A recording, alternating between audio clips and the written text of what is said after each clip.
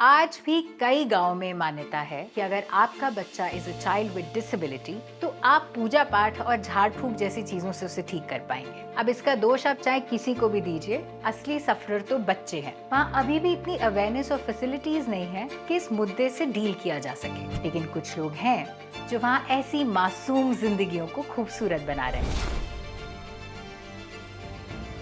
आज मिलिए श्रुति मोरे और साफिया फाउंडेशन से। मैं एक ऑक्यूपेशनल थेरेपिस्ट हूँ। 2011 में एक साइकिलिंग एक्सपीडिशन के लिए मैं कुल्लू आई थी। हमने कुल्लू से खारदुंगला साइकिलिंग की थी। सोनाली से मेरी मुलाकात उस ट्रिप पे ही हुई थी। मुझे आज भी उसका वो चेहरा याद है। सोनाली एक पुराने कार्टूनी स्टाइल घर में थी। अंधेरा सा रूम था, सामने एक विंडो थी और उस विंडो से सनरेज डायरेक्टली सोनाली के चेहरे पे गिर रही थी।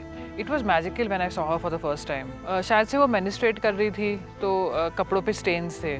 पास लगी अंगीठी से उसने अपने बॉडी पे थोड़ा सा ऐश लगा दिया था। मगर सोनाली का वो चेहरा जिस पे सनरेज गिर रही थी, आई थिंक उस चेहरे ने मुझ में एक अलग सी रेजिलियंस भर दी। अब जब उस बारे में मैं सोचती हूँ, I think she was trying to give me a life lesson to never give up. उस पूरी साइकिलिंग ट्रेल पर हर मुश्किल मोड़ पर उन्हें सोनाली दिखने लगी और फिर मुंबई लौटने के बाद उन्हें इस चेहरे ने वहाँ रहने नहीं दिया। कुल्लू में मैंने एक थेरेपी सेंटर देखा था। मैंने किसी तरीके से उनको कांटेक्ट किया और उनको सोनाली के बारे में बताया। उन्होंने कहा कि वो सोनाली तक नहीं पहुंच पाते क्योंकि उनके पास अभी इतने रिसोर्सेज नहीं है, पर मैं उस सेंटर के साथ कनेक्टेड रही। और फिर वो हुआ जिसकी उन्हें खुद भी उम्मीद नहीं थी। सोनाली और पहाड़ों से उनका एक गहरा कनेक्शन बन गया था। वैसे तो उनको मास्टर्स करने यूएस जाना था, लेकिन अब वो कुल्लू जाके इस सेंटर में काम करना चाहती थी। अपने पेरेंट्स से लड़के और अपने भाई के सपोर्ट के साथ वो कुल्लू आ गए और ये था एक नई श्रुति का जन्म। 2012 में मैंने इस ऑर्गेनाइजेशन को as a occupational therapist join किया था और फिर धीरे धीरे एडमिनिस्ट्रेटिव रिस्पॉन्सिबिलिटीज़ भी आने लगी। हम ग्रो हो रहे थे। उस समय ये एक इंटरनेशनल चैरिटी से फंडेड था। मैंने यहाँ पे 8 साल लगाए। हमें फिर लोकल फंडिंग भी मिलने लगी। अब हम ग्रो होने वाले थे और सोनाली जैसे हज़ारों बच्चों तक पहुँचने की जिद मैंने अब ठान ली थी। घर वालों ने तो मेरे वापस आने की उम्मीद छोड़ दी थी। मगर मुश्किलें तो अब शुरू होनी थी। पेरेंट्स तो वैसे भी कंफर्टेबल नहीं थे। यहाँ श्रुति का कोई सोशल सर्कल नहीं था। वो मानो अकेली थी। और फिर जिस ऑर्गेनाइजेशन को उन्होंने 8 साल दिए थे, उसी ऑर्गेनाइजेशन ने उन्हें एक अजीब सी प्रॉब्लम में लाके खड़ा कर दिया। पहले उन्होंने कहा कि मैं एक यंग इनएक्सपीरियंस लड़की हूँ, इसलिए मैनेजमेंट रिस्पॉन्सिबिलिटी नहीं ले सकती।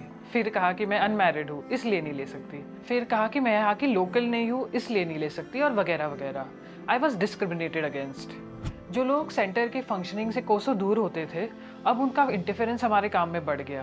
फंडिंग आने वाली थी तो अब सबको रोल्स एंड रिस्पॉन्सिबिलिटीज चाहिए थी। ऑफिस पॉलिटिक्स तो था ही, पर अब धीरे धीरे मेरे क्लिनिकल रोल में भी इंटरफेरेंस होने लगी। जिस ऑर्गेनाइजेशन को मैंने 8 साल दिए, वही मुझे घुटन होने लगी।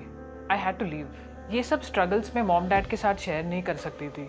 आई was lonely, depressed, stressed and I had reached my breaking point. मैं हार के मुंबई तो नहीं जाना चाहती थी। उन्होंने उस ऑर्गेनाइजेशन को छोड़ा और अपनी संस्था खोली और ऐसे शुरू हुई साफिया फाउंडेशन, जिसका मतलब होता है एबिलिटी।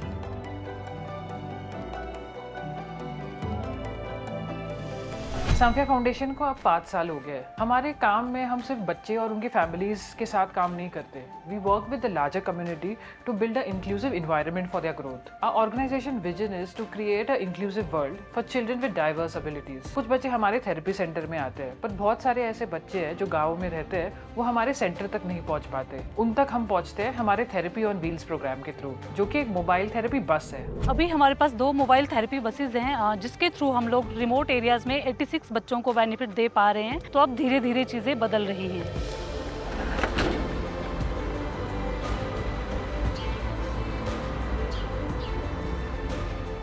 जब साफिया शुरू हुई तब फंड्स नहीं थे, बस फ्रेंड्स और फैमिलीज का सपोर्ट था। सोचिए, जिस ऑर्गेनाइजेशन ने उन्हें छोड़ दिया था, वो जहाँ से काम करती थी, वही सेंटर साफिया को मिला। वहाँ के लैंडलॉर्ड अंकल ने किराया तक लेने से मना कर दिया। यहाँ पर ये मान्यता है कि देवता सब कुछ ठीक कर देते हैं, जो कि एक्चुअल में सही भी है। बट कई बार इसके चलते लोग बच्चों को थेरेपी के लिए नहीं लेकर आते थे, जिसकी वजह से हम लोग अर्ली इंटरवेंशन का समय खो देते थे। यहाँ पर कुल्लू का दशहरा एक बहुत बड़ा मेला है, जिस मेले के लिए हर गांव से देवता 7 दिन के लिए आते हैं। लोग अपने बच्चे इनके पास ठीक करवाने लेके जाते हैं। और ये कुछ सर्जिकल या नॉन सर्जिकल प्रोसीजर्स से उनको ठीक करने की कोशिश भी करते हैं। ये जो देवता के स्पोक्स पर्सन होते हैं उनको हम गूर कहते हैं। तो हमने इन गूर के साथ ही काम करना चालू किया। इनको हमने बताया कि थेरेपी क्या होती है, थेरेपी से क्या सुधार हो सकता है। कुछ साल पहले इनफैक्ट ऐसे ही एक गूर हमारे सेंटर में आए अपने पोते को लेके। उस बच्चे को चलने में दिक्कत थी। 6 महीने के थेरेपी के बाद वो बच्चा चलने लगा। तो बहुत ही पॉजिटिव सपोर्ट अभी हमें इनसे हमेशा हमारे काम के लिए मिलता है। अब जब भी ऐसे स्पेशल नीड बच्चों को देवता के पास लेकर जाया जाता है तो वो उन बच्चों को हमारे सेंटर में भी भेज देते हैं। रिलीजियस सपोर्ट बहुत इंपॉर्टेंट होता है, स्पेशली ऐसी जगहों पर जहाँ पर लोगों का फेथ इतना स्ट्रॉन्ग है। रिलीजियस स्टेक होल्डर्स को आज साथ ले लिया है।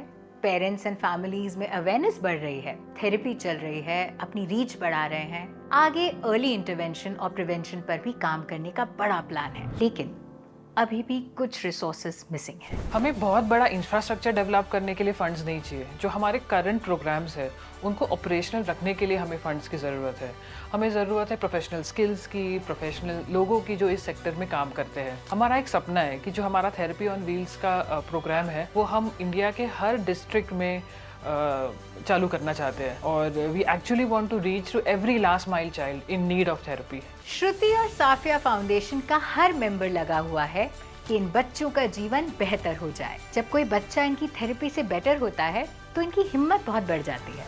ऐसी हिम्मत बढ़ाने वाले कई किस्से हैं और इसलिए जरूरत है कि हम सब मिलके साफिया को नई ऊंचाइयों पर लेकर जाएं। जब श्रुति ने पहली बार इतनी बड़ी समस्या को कुल्लू के गांव में देखा, वो सब कुछ पीछे छोड़कर आ गई। कुल्लू जा पहुंची, कितनी परेशानियां झेली, रिस्क उठाए, लेकिन फिर भी हर बच्चे की जिंदगी को बेटर बनाने के लिए लगी रही, बिल्कुल एक ट्रू हीरो की तरह। आप श्रुति और साफिया के साथ जुड़ के वहाँ और बदलाव ला सकते हैं। आज 5 मिनट निकालकर इन्हें कॉल करिए और जानिए कि आप किस तरीके से कंट्रीब्यूट कर सकते हैं। हमारे हीरो की केप बनिए। Be capable. देखते रहिए जय हिंद स्टोरीज, कहानियां हमारे हीरोज की। क्योंकि हीरो का उल्टा विलन नहीं होता, हीरो का उल्टा होता है तमाशबीन।